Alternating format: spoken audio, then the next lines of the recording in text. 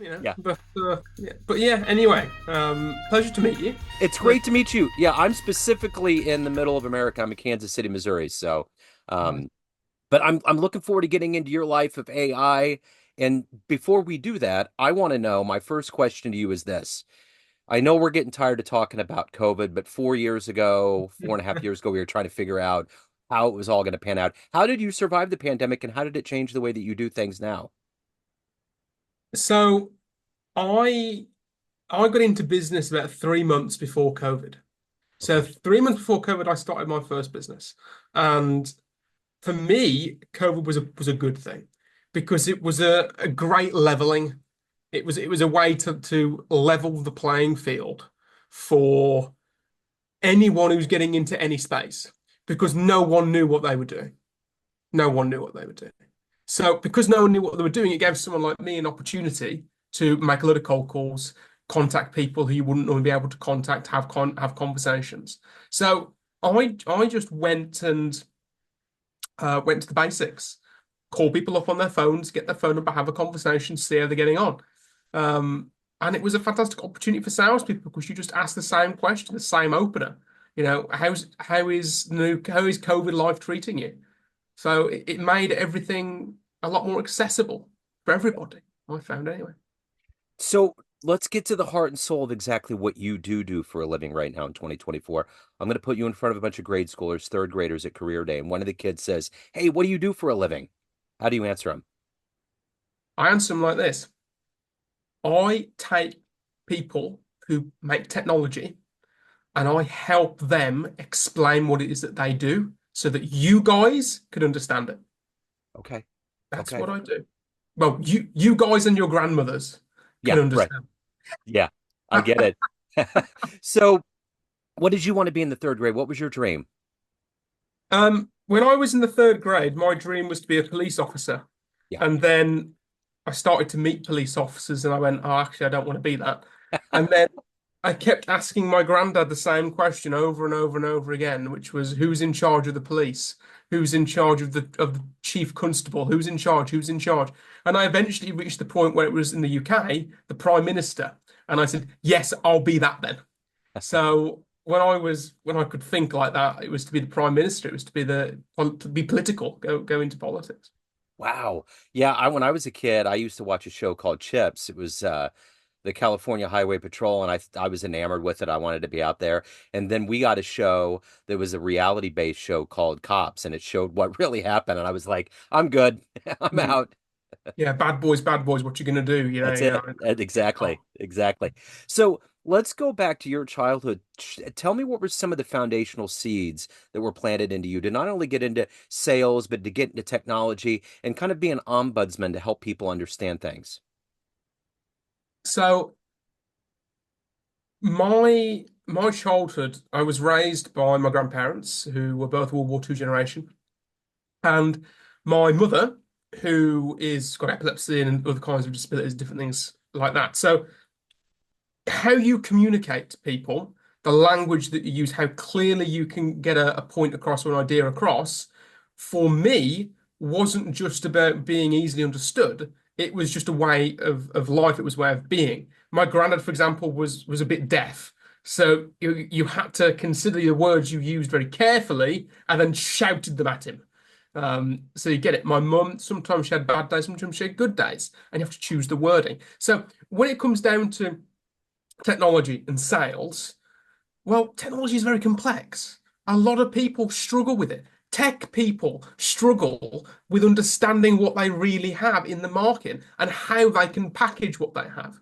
So it was just a natural skill set that I found that I had, being able to link great tech and great tech people with businesses who required those solutions and finding ways to package it together and finding ways to sell it. So it's from day to day living in a situation where you constantly have to look at what you're saying and how you're saying it. The medium is the message, after all. So, I know AI is the big thing that everybody's talking about either being nervous or it's a big help. There's so many things that we're looking at it as almost kind of this thing that fell out of a spaceship. Like, how are we going to deal with it? How does it work? What are we going to do? What is your general feeling with human beings having control over AI? Okay.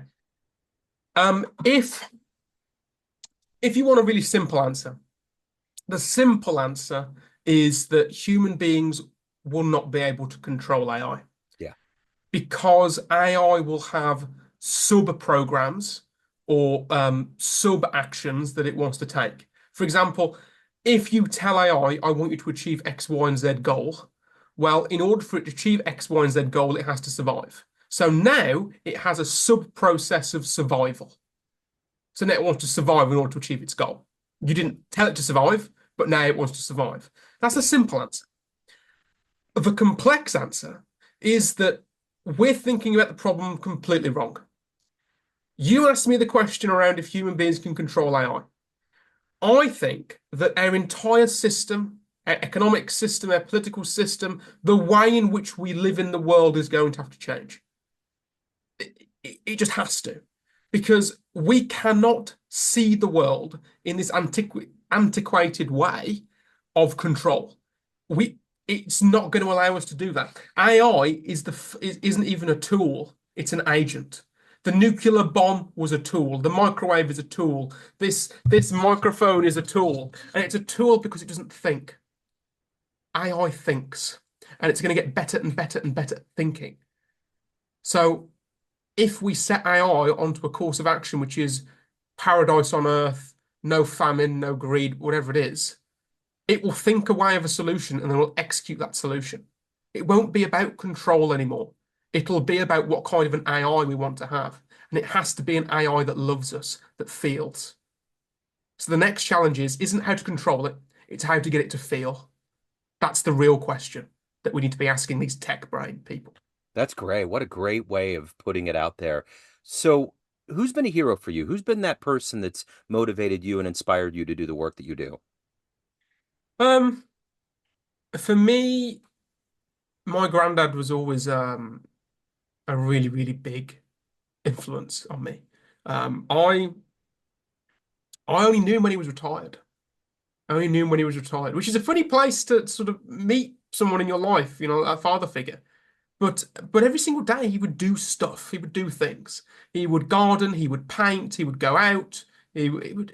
He was always busy, and he always wore a shirt and trousers and shoes, as if he was going to work.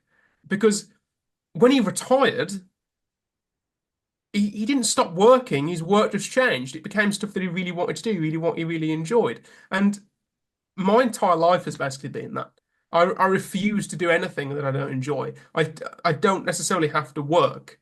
I'm just doing lots and lots of hobbies, and those hobbies are what the people would call work. So yeah, having that really inspired me, and it inspired me to be curious, always be curious around the skills that you can develop and how you can leverage and combine those skills in unique and challenging situations. And that's what makes you valuable to a market, for example. So, whether in the realm of technology, AI, or otherwise, if you can meet one person on the planet right now, spend some time with them, talk to them, ask questions, who would you love to meet and talk to? Within a heartbeat, it's Elon. Yeah. Within a heartbeat. And the reason why is because Elon Musk is doing the work of getting us into space. The actual physical, tangible physics, how to get there. But no one is asking the question, what kind of people do we want to become as we enter into a multiplanetary species? Because there's parts of us that we want to leave behind. There's parts of us we want to take with us. I personally don't think that who we are now as a species is the best we've ever been. I think if you go back 150, 200 odd years into a time that was less technologically advanced, but the people were more intelligent. The society was more well put together. The society was producing intellectual, socialites, poetry, um, literature at a scale which we don't really have today. It's all sort of slop. It's all sort of rubbish. So I think we need to ask that kind of question. And I'd love to have Elon Musk on my side to go, yeah, you're right. We need to ask those kind of questions. Ash, put you to work. Let's make a body to sort that out. And change culture and change what parts that we need to change to make that a reality. So, what is it that motivates you to do the work that you do? Every day, you're helping people understand complex mechanisms of this modern world, but you have to evolve as a human. What is that collective energy to get up every day to do that? It's the knowledge that no one else is going to do it for me.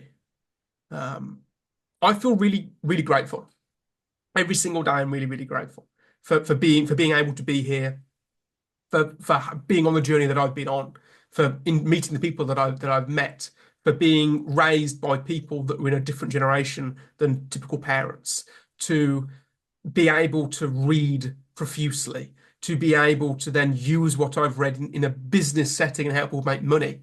Um, all of that, and I'm 26. And of course, my experience in AI puts me in a incredibly fortunate situation where I can combine all these unique and interesting and often complex ideas, distill it down into a very simple idea or thought or theory, and then disperse that out to other people so that they can then use that with their genius. So knowing that no one else is going to do this, no one else is going to do this work, and if there is anyone doing the work, I'd love to team up with them, but I haven't found them yet. That's what keeps me going because you've got to ask these questions. And in the world today, where everyone is so intense and so fast and everything is moving so quickly, no one is asking these kind of questions, and they have to be asked. They have to be asked, and they have to be placed in the hands of normal people. I've got a very working class background. My mum. I moved with my mum in a council flat, which is basically government housing for you Americans, when I was like 9 or 10. So I saw firsthand what being really poor and working class is like, and then I've gone up and I've seen it all, nearly all, and these kind of questions, it shouldn't just be for the experts. It should be put into the hands of normal people too. And I think I do that for people that want to think about these things anyway. So, when we talk about AI, it's almost kind of this intangible, tangible thing that exists. But in your life, tangible technology that you can put your hands on, what's your favorite tech gadget? Oh, it's got to be the phone. I Yeah, mean, we've all got one.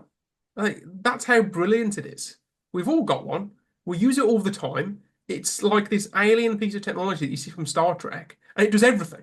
It literally does everything that you need to do. I've tried like the Oculus, those sort of VR headsets. They make me feel yeah, sick.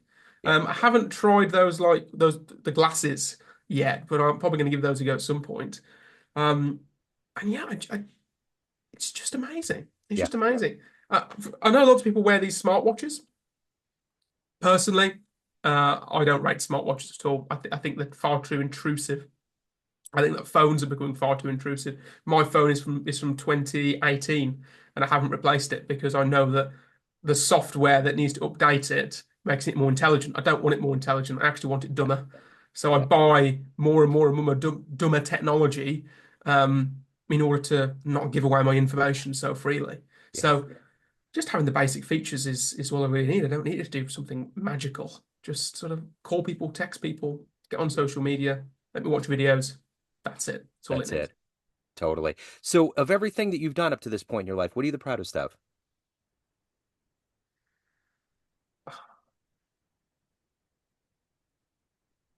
I'm really, really proud of my mum still being here. There was lots of times when I was a teenager, I had to take care of her where she'd have a seizure, and it was very touch and go. And she struggled with her health. So I'm proud of the fact that I've been able to do what I've had to do to make sure she's going to be okay and support her as much as I possibly can do. That's personal. In terms of work or in terms of business, I'm really proud of the impact that I've had on people, on other people's lives. I've trained up 200 different people in sales, young guys in sales. And I think collectively this year in 2024, they've made over $40 million all together accumulated, those 200 guys. If you look on my LinkedIn, there's a number of big LinkedIn people now that I've had relationships with, still have relationships with, that I interact with. They're building up. They met me when they were starting their businesses, and now the people who they hire are now asking me for coaching, help, asking me for support and help to help them in that business. It's like, wow. You wouldn't be in that situation if I didn't help your founder X number of years ago. So seeing my the outcome of my work proliferate out is just an amazing feeling. And that's in tech sales, that's in sort of coaching around mindset development, all these are the different things. Just proliferates out and it's a fantastic feeling. Truly, truly fantastic. So we get off this call, time machine pulls up. You can go anywhere in human history and see one event with your own eyes. What would you love to see?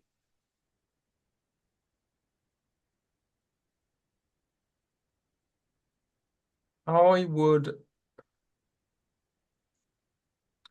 I would love to see in World War One, before World War One, the I can't remember his name. It was Duke or was he Franz Ferdinand II? I don't know. Someone was assassinated anyway at the advent of World War One, and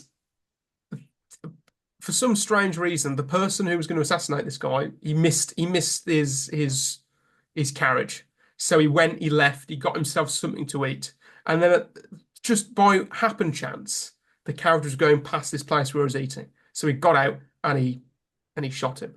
I would love to watch that entire event, that Yeah, entire micro event take place, because that micro event changed the entire course of history. yeah. The entire that tiny event. There wouldn't have been a World War Two. There wouldn't have been a World War One. There wouldn't have been, the nuclear bombs in Hiroshima and Nagasaki. There wouldn't have been anything if it wasn't for that one singular event that took place, in what, 1912 or 1913 or whatever it was. I'd love to be there to be able to sort of see that. And That's fascinating. What a great answer. So, Ash, everyone has a perception of you, family, friends, clients, colleagues, everyone that knows you, but you run the show. What's your perception of you? Who do you think you are? that's a very good question. Uh, it's a good question to ask because every year or so I reevaluate who I want to be, who I am, how do I see myself? Because you've got to constantly be evolving and constantly be changing, no matter what. And for the longest time, I saw myself as a salesperson, someone who's just selling, until I realized that actually I'm not really a sales person. I'm more like a consultative individual. I'm very good at the strategic level, understanding what needs to be done and how it needs to be done to get the best outcome and leverage. And I used to see myself as a coach, or as a psychologist, or as someone who enjoyed politics, trainee politician. And all these labels just haven't helped. They haven't helped. So these days I just call myself Ash. I am all these things. I'm a salesperson. I love and understand future technology. I help people in sales. I help people in terms of their mindset and their skill set. They develop businesses. I help people get their first 100K revenue in tech, or 10K if they're not in tech. I do all these things. I'm interested in politics, and that just makes me me. And I see myself as someone who is constantly evolving, Yeah, constantly changing, and it's scary and terrifying to not have a concrete person, but it is extremely exhilarating to know that that is part of the learning and part of the journey that you have to go on. And sometimes I look at people and go, God, it's so easy for you. You just sort of don't think about a thing. You just carry on, keep on doing what you're doing, repeat, repeat, repeat. You make loads of money, all good. Jobs are good. And you go, but I can't do that. I I want to live every single day yeah, actively. I want to live every single day consciously. And to do that, you've got to question, question, question why it is that you're doing, why you're doing it that way. We live in a world of refinement, not invention, you know. Yeah. Hope that answers your question, I love Joe. it. That's a great answer. So if anyone out there wants to reach out, hire you, learn more about what you're doing, any of the good business, where can they go? LinkedIn. Go to my LinkedIn. I'm very easily contactable. Get me on there, message me, send me a connection request. I'll have a conversation with them. More than happy to do. That's the best place to find me. I Twitter as love it. well, but Yeah, LinkedIn. right on. Ash, thank you, sir. Thank you for taking a minute out. It's great to connect on election day here in America. Have a have a wonderful day. Thank you, Joe. You too, mate. Appreciate Cheers. you. Take care.